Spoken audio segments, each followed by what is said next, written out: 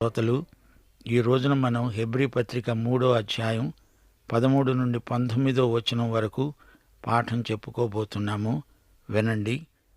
నేడు మీరాయన శబ్దమును వినిన ఎడల కోపము పుట్టించినప్పటివలే మీ హృదయములను కఠినపరుచుకొనకండి అని ఆయన చెప్పాడు గనుక, పాపము వల్ల కలిగే భ్రమచేత మీలో ఎవడూ కఠినపరచబడకుండునట్లు నేడు అనబడే సమయము ఉండగానే ప్రతిదినము ఒకనికొకడు బుద్ధి చెప్పుకోండి.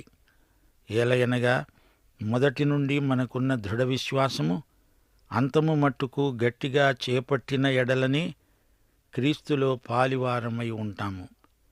ఒకరికొకరము బుద్ధి చెప్పుకోవాలి. పరస్పరం ఒకరినొకరు ప్రోత్సహించుకోవాలి. పాపం వల్ల కలిగే భ్రమచేత మీలో ఎవ్వరూ కఠినపరచబడకూడదు. ప్రాతిపదికంగా ఇది విశ్వాసులకు ముఖ్య హెచ్చరిక. పాప భ్రమచేత విశ్వాసులు తమ ఆశీర్వాదాలన్నీ పోగొట్టుకుంటారు. రక్షణ లేని ఇతరులకు కూడా ఈ హెచ్చరిక వర్తిస్తుంది. హృదయ అవిశ్వాసము చేత మానవుడు తన రక్షణను కోల్పోతున్నాడు. అవిశ్వాసం మానసికం కాదు, అది హృదయ సంబంధమైనది. విశ్వాసం హృదయ సంబంధమైన వైఖరి తీర్మానం. నీవు హృదయమందు విశ్వసించిన ఎడల రక్షించబడతావు. పాపం హృదయంలో దాగి ఉన్నంతకాలం ప్రభువునందు విశ్వాసం కలగదు. మానసిక వైజ్ఞానిక సమస్యలు విశ్వాసానికి అడ్డురావు. పాపమే విశ్వాసానికి ఆటంకం. పాప సమస్యే మనిషిని యేసుకు దూరం చేస్తుంది. 2 కొరింథీ 3వ అధ్యాయం 6వ వచనం, ఆయనే మమ్మును కొత్త నిబంధనకు అనగా అక్షరమునకు కాదు గాని ఆత్మకే పరిచారకులమౌటకు మాకు సామర్థ్యము కలిగించాడు. అక్షరము చంపుతుంది గాని ఆత్మ జీవింపచేస్తుంది. ఈ వచనం మోషేను గురించి పలకబడింది. ధర్మశాస్త్రం మనకు మరణశిక్షను విధిస్తుంది. అక్షరం చంపుతుంది గాని పరిశుద్ధాత్మ జీవమిచ్చే ఆత్మ. మరణకారణమైన పరిచర్య రాళ్ల మీద చెక్కబడిన అక్షరములకు సంబంధించింది. అనగా ఇది దశాజ్ఞలను గురించిన మాట. ధర్మశాస్త్రానికి మహిమ ఉందా అంటే ఉంది. మోషే ముఖముపై ప్రకాశించిన ఆ మహిమ తగ్గిపోయేది అయినా ఇశ్రాయేలీయులు అతని ముఖాన్ని తేరి చూడలేకపోయారు. ఇట్లుండగా ఆత్మ సంబంధమైన పరిచర్య ఎంత మహిమగలది! ఇప్పుడు 11వ వచనం పరిశీలించండి. తగ్గిపోవునదే మహిమగలది అయి ఉండిన ఎడల నిలిచేది మరి ఎక్కువ మహిమగలదై ఉంటుంది గదా. ధర్మశాస్త్ర మహిమకు యేసుక్రీస్తు మహిమకు తారతమ్యాన్ని చూపెడుతున్నాడు రచయిత. ధర్మశాస్త్ర మహిమ మోషే ముఖముపై ప్రకాశించింది గాని యేసుక్రీస్తు మహిమ అంతకంటే ఎంతో గొప్పది. తగ్గిపోతున్న మహిమ యొక్క అంతమును ఇశ్రాయేలీయులు తేరి చూడకుండునట్లు మోషే తన ముఖము మీద ముసుగు వేసుకున్నాడు. మేము అలా చేయక ఇట్టి నిరీక్షణ గలవారమై బహుధైర్యముగా మాట్లాడుతున్నాము. మహిమ తగ్గిపోతోంది. ఈ సంగతి అందరికీ కనపడకుండా మోషే తన ముఖం మీద ముసుగు వేసుకున్నాడు. అయితే ఇప్పుడు మనకున్న మహిమ ఎలాంటిది?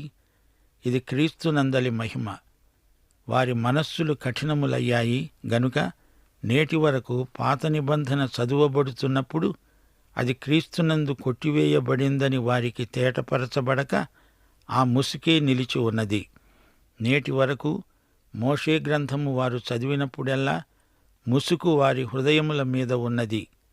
శ్రోతలు గ్రహించండి, అవిశ్వాసము మానసిక సమస్య కానే కాదు, అది హృదయ సమస్య. ఒకవేళ నీ జీవితంలో పాపముందేమో, అందుకే నీవు ఉన్నపాటున ప్రభువు వద్దకు రాలేకపోతున్నావు.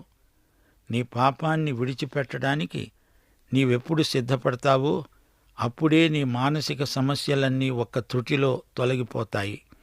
నీ మనసు మీది ముసుకును ప్రభువే తొలగిస్తాడు. 2 కొరింథీ 3వ అధ్యాయం 16వ వచనం, వారి హృదయము ప్రభువు వైపునకు ఎప్పుడు తిరుగుతుందో అప్పుడే ముసుకు తీసివేయబడుతుంది. హృదయము ప్రభువు వైపునకు తిరిగిన మరుక్షణమే ఆ ముసుకు తొలగిపోతుంది. ప్రభువు యొక్క ఆత్మ ఎక్కడ ఉంటాడో అక్కడే స్వాతంత్ర్యము ఉంటుంది. పరిశుద్ధాత్మ నీ వ్యక్తిగత జీవితంలో ప్రవేశిస్తాడు.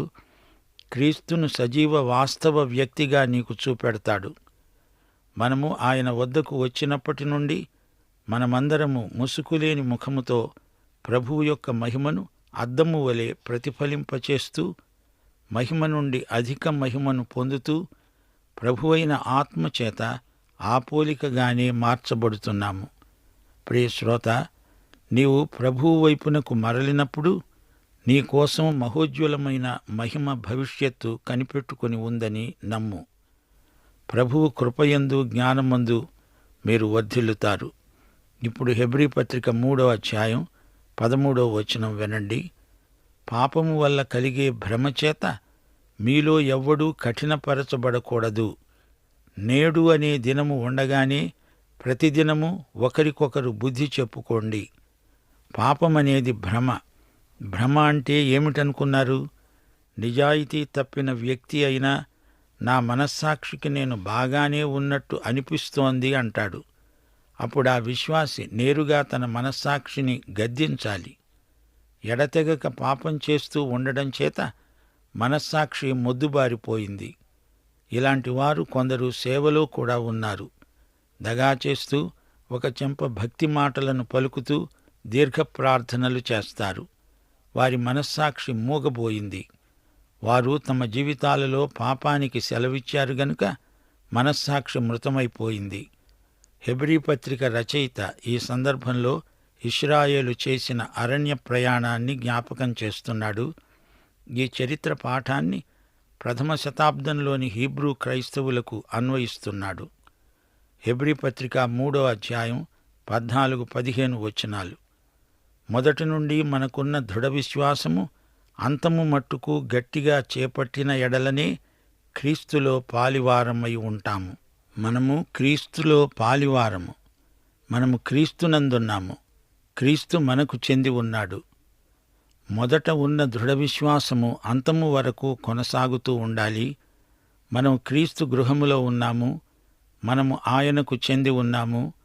ధైర్యమును నిరీక్షణ వలని ఉత్సాహమును తుదమట్టుకు స్థిరముగా చేపట్టిన ఎడల మనమే ఆయన ఇల్లు. క్రీస్తునందు విశ్వసించిన వారు విశ్రాంతిలో ప్రవేశించిన వారవుతున్నారు. 1 సృష్టి విశ్రాంతి, 2 కనాను ప్రవేశ విశ్రాంతి, 3 రక్షణ విశ్రాంతి, 4 ప్రత్యేకించబడినందుకు విశ్రాంతి, 5 పరలోక విశ్రాంతి, దేవుణ్ణి పూర్తిగా నమ్మినందుచేత కలిగే విశ్రాంతి. ఈ 5 రకాల విశ్రాంతులు ఈ పత్రికలో ప్రస్తావించబడ్డాయి. రక్షణ విశ్రాంతే కాదు, ఇది సంరక్షణ విశ్రాంతి. నేడు మీరాయన శబ్దము వినిన ఎడల కోపము పుట్టించినప్పటి వలె మీ హృదయాలను కఠినపరచుకోవద్దు.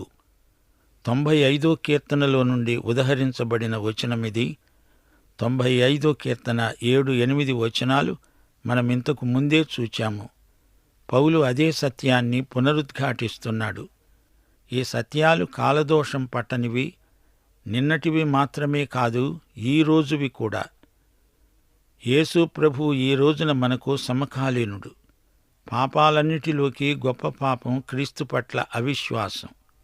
క్రీస్తునందు విశ్వాసముంచడం నీతి అయినప్పుడు అవిశ్వాసం పాపమవుతుంది. క్రీస్తును తిరస్కరించడం పాపం. పాపాలన్నిటిలోకి గొప్ప పాపం, ఘోర పాపం. దేవునికి స్తోత్రం. ప్రియశ్రోతలు, క్రీస్తునందు విశ్రాంతి మనకు అనుగ్రహించబడింది. వాగ్దత్త భూమిలో ప్రవేశించడానికి కావలసినంత విశ్వాసం వారికి లేదు. అందుకే వారు ద్రిమ్మరులై అరణ్యములో తిరిగారు. మా శ్రోతలు గుర్తించాలి, కానాను ప్రవేశమంటే పరలోక ప్రవేశం కాదు. కానాను ప్రవేశం విజయానికి, ఆత్మ సంబంధమైన ఆశీర్వాదాలకు సంకేతం. రోమాపత్రిక 7వ అధ్యాయం 24వ వచనంలోని ఆక్రందన, అయ్యో, మరణమునకు లోనైన ఈ శరీరము నుండి నన్నెవడు విడిపిస్తాడు? ఈ కేక శరీరానుసారి అయిన క్రైస్తవుని కేక.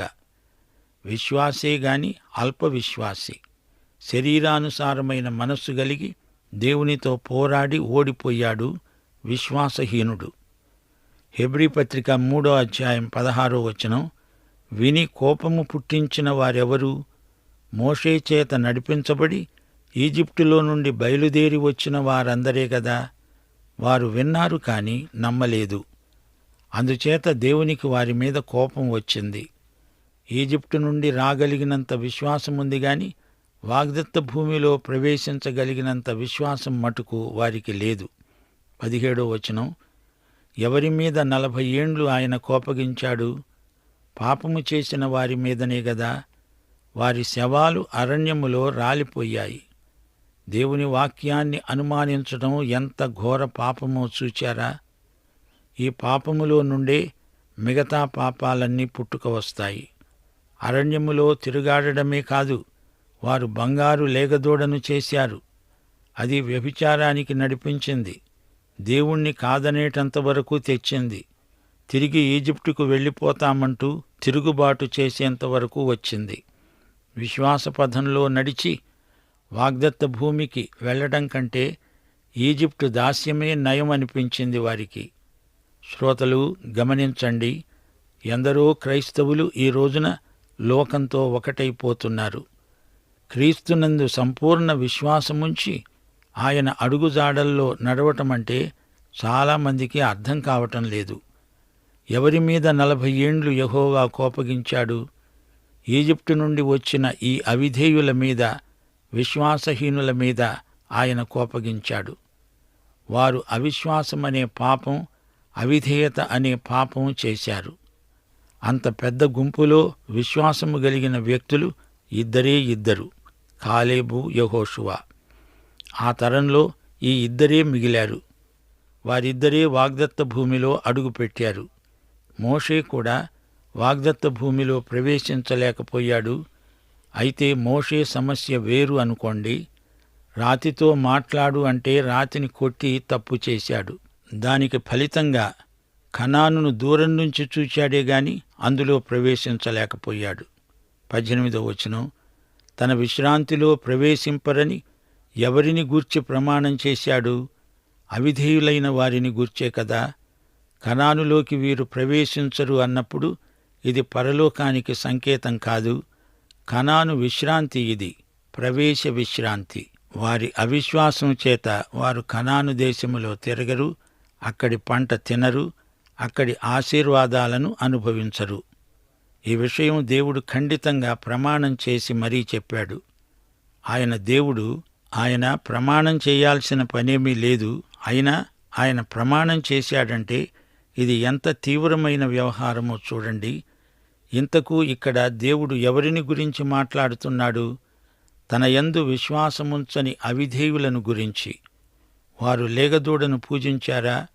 వ్యభిచరించారా? అది కాదు. వారి అవిధేయత, అవిశ్వాసము రెండూ ఏకమై వారిని నాశనం చేసి విడిచాయి. అవిశ్వాసం వల్ల ఆశీర్వాదాలు పోతాయి. ఆ తరువాత అనేక పాపాలకు అది దారితీస్తుంది. ఏదో పాపం చేశాను, ఈ విషయమై చింతిస్తున్నాను అనగానే సరిపోదు. దాని మూలమేదో కనుక్కోండి. దానికి మూలము, వేరు అవిధేయత, అవిశ్వాసము. 19వ వచనం, తన విశ్రాంతిలో ప్రవేశింపరని ఎవరిని గూర్చి ప్రమాణం చేశాడు? అవిధేయులైన వారిని గూర్చే కదా. కాగా అవిశ్వాసము చేతనే వారు ప్రవేశింపలేకపోయారని గ్రహిస్తున్నాము. శ్రోతలు వింటున్నారా? చరిత్ర నేర్పే పాఠాలు మనం నేర్చుకోవాలని దేవుడు కోరుతున్నాడు.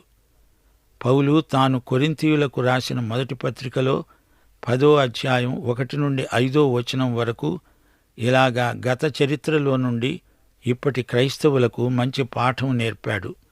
సహోదరులారా, ఈ సంగతి మీకు తెలియకుండా ఉండడం నాకిష్టం లేదు. అది ఏదనగా, మన పితరులందరూ మేఘము క్రింద ఉన్నారు. వారందరూ సముద్రములో నడిచిపోయారు. అందరూ మోషేను బట్టి మేఘములో, సముద్రములో బాప్తిస్మము పొందారు. అందరూ ఆత్మ సంబంధమైన ఒకే ఆహారం భుజించారు. అందరూ ఆత్మ సంబంధమైన ఒకే పానీయమును పానం చేశారు. ఏలయనగా తమను వెంబడించిన ఆత్మ సంబంధమైన బండలోనిది త్రాగారు. ఆ బండ క్రీస్తే. అయినా అనేకులు అరణ్యంలో నశించారు. ఇశ్రాయేలీయులు అవిశ్వాసము చేతనే ప్రవేశింపలేకపోయారని గ్రహిస్తున్నాము. దేవుని సంకల్పం మానవుని పట్ల ఎంతో ప్రేమపూర్వకమైనది, నీతి జ్ఞానములను బయలుపరుస్తుంది. యెహెజ్కేలు గ్రంథం 33:11 దేవుడన్నాడు, దుర్మార్గుడు మరణము నొందుట వలన నాకు సంతోషము లేదు. దుర్మార్గుడు తన దుర్మార్గము నుండి మరలి బ్రతకటం వల్ల నాకు సంతోషం. మనస్సు తిప్పుకోండి, మీ దుర్మార్గత నుండి మరలి మనస్సు తిప్పుకొనండి. మీరెందుకు మరణమొందుతారు? 1 తిమోతి 2:4-6 వరకు. మనుష్యులందరూ రక్షణ పొంది సత్యమును గూర్చిన అనుభవ జ్ఞానము గలవారై ఉండాలని ఇచ్చయిస్తున్నాడు. దేవుడు ఒక్కడే, దేవునికి నరులకు మధ్యవర్తి ఒక్కడే, ఆయన క్రీస్తు యేసు అనే నరుడు. ఈయన అందరి కొరకు విమోచన క్రయధనముగా తనను తానే సమర్పించుకున్నాడు. దేవుడు చెప్పాడు, చేశాడు. కాని మానవుడు అవిశ్వాసము చేతనే రక్షణ విశ్రాంతిలో ప్రవేశించలేకపోతున్నాడు. రక్షించబడిన వారు క్రియాశీలమైన విశ్వాసము లేక ఎన్నెన్నో ఆశీర్వాదాలను పోగొట్టుకుంటున్నారు. అవిశ్వాసం అవిధేయతకు దారితీస్తుంది. ఇశ్రాయేలీయుల అవిశ్వాసం వారు వాగ్దత్త భూమిలో వెంటనే ప్రవేశించడానికి అవరోధమైంది. అవిశ్వాసమంటే వారిది అల్ప విశ్వాసం. వారిలో నిరీక్షణ సన్నగిల్లింది, ధైర్యం క్షీణించింది. విషాదం, నిర్లిప్తత, నిరాశ, నిస్పృహ వారిని ఆవేశించాయి. రక్షించే విశ్వాసం జీవించే విశ్వాసంగా పరిణతి చెందాలి. నీతిమంతుడు విశ్వాసము వల్లనే జీవిస్తాడు. బలహీన విశ్వాసుల ప్రాణాలకు విశ్రాంతి ఉండదు. నేడు అనబడే సమయముండగానే ప్రతిదినమూ ఒకనికొకడు బుద్ధి చెప్పుకోండి. మనం క్రీస్తును అనుకరించటం కాదు, క్రీస్తులో పాలివారము. పాపము భ్రమను కలిగిస్తుంది, మనస్సాక్షి మొద్దుబారిపోతుంది. రక్షణ పొంది కూడా దేవుని మహిమైశ్వర్యమును అనుభవించలేని దరిద్రం ఆవరిస్తుంది. పాపము నుండి రక్షించబడిన వ్యక్తి పరిశుద్ధతలోకి ఎదగాలి గదా. నైతిక భ్రష్టత్వం అవినీతిని పెంచుతుంది. ఈజిప్టు ఫరోగతి ఏమైంది? రానురాను అతని హృదయం కఠినతరమవుతూ వచ్చింది. ఎఫెసీ పత్రిక 4:18 వారు అంధకారమైన మనసు గలవారై తమ హృదయ కాఠిన్యము వలన తమలో ఉన్న అజ్ఞానము చేత దేవుని వలన కలిగే జీవములో నుండి వేరుపరచబడిన వారై తమ మనస్సునకు కలిగిన వ్యర్థతను అనుసరించి నడుచుకుంటున్నారు. వారు సిగ్గులేని వారై ఉండి నానావిధమైన అపవిత్రతను అత్యాశతో జరిగించడానికి తమను తామే కాముకత్వానికి అప్పగించుకున్నారు. అట్టివారి మనస్సాక్షి దేవుని కృపకు స్పందించదు. అపొస్తలుల కార్యములు 7:51 స్తెఫను తన ప్రసంగంలో ఇశ్రాయేలు ప్రజలను ఉద్దేశించి అన్నాడు, ముష్కరులారా, హృదయములను చెవులను దేవుని వాక్యమునకు లోబరచనొల్లని వారలారా, మీ పితరుల వలె మీరు ఎల్లప్పుడూ పరిశుద్ధాత్మను ఎదిరిస్తున్నారు. పాపం భ్రమపరుస్తుంది. పాపం తన అసలు రూపంతో కాక మాయవేషంతో వచ్చి నిన్ను శోధించి లొంగదీస్తుంది. జాగ్రత్త. పాఠం ఇంతటితో సమాప్తం.